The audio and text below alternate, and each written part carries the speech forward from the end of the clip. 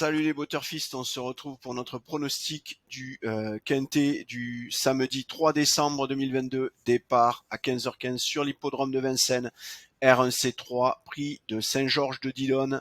Évidemment une course d'athlée, 61 000 € d'allocation, 2850 mètres à parcourir pour les 14 partants âgés de 6 à 8 ans, piste en mâche fer, corde à gauche en complément d'information. C'est donc pour les chevaux de 6, 7 et 8 ans n'ayant pas encore gagné 281 000 € au cours de leur carrière, avec un recul à 25 mètres pour ceux ayant gagné 131 000 € et plus. Voilà en ce qui concerne les conditions complémentaires. Pour le quintet du 2 décembre, vous le savez, c'est un quintet en nocturne, du coup il se court à 20h15 et donc à ce titre, au moment où j'enregistre la vidéo, il n'a pas encore été couru, je peux donc pas vous en parler, mais je vous encourage à aller voir la révision du pronostic qui a été faite suite au calcul de cette nuit, et il y a un calcul qui devrait encore tomber, je pense, d'ici une demi-heure, trois quarts d'heure, pour affiner les probabilités de chacun de ces partants de ce quintet du 2 décembre. Pour le quintet du 3 décembre, actuellement, les chevaux retenus par nos algorithmes dans cette sélection de 8 chevaux sont les suivants.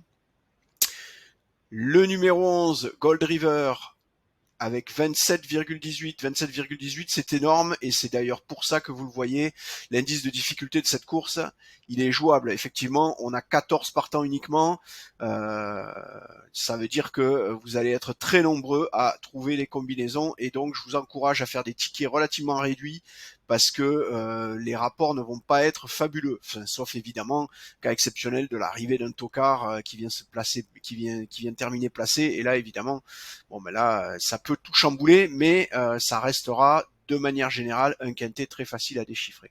Donc le 11 Gold River, premier cheval de notre sélection, quasiment, donc plus de 25%, donc plus d'une chance sur 4, ça veut dire que dès lors que sa cote est supérieure à 4, vous pouvez le jouer en simple gagnant, vous avez une chance sur 4 de gagner, et c'est surtout que ça reste rentable sur le long terme.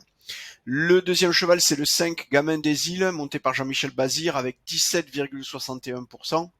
Ce qui veut donc dire que en deux chevaux, on a quasiment 50%, donc quasiment une chance sur deux.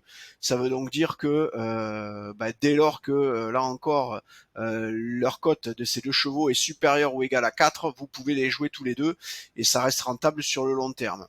Si on rajoute le troisième cheval, le numéro 9, Gaspard de Brion, monté par Mathieu Abrivard, on est à 58%, quasiment 60% de chance de trouver le cheval gagnant, raison pour laquelle, encore une fois, on se retrouve dans un quintet catégorisé jouable.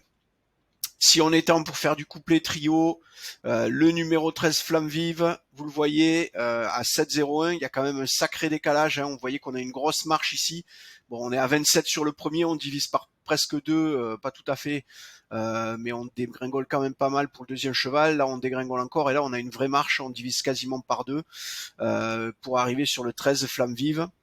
6,03 pour le 4 Galric Deschal, monté par Eric Raffin, 5,87 pour Figaro Gemma, 4,07 pour Earl Chic, et le dernier cheval de notre sélection à 3,80, c'est Gaylord Jeff, monté par Franck Nivard, mais vous le voyez, il est ex-aequo avec le 3 Gala Durfist, donc ça veut dire qu'il y aura un arbitrage à faire sur cette 8e position, et de toute façon, comme je vous l'ai dit dès le début, moi je vous décourage de faire un quintet en 8, parce que ça va être difficile à rentabiliser, étant donné que les rapports risquent d'être très fortement écrasés.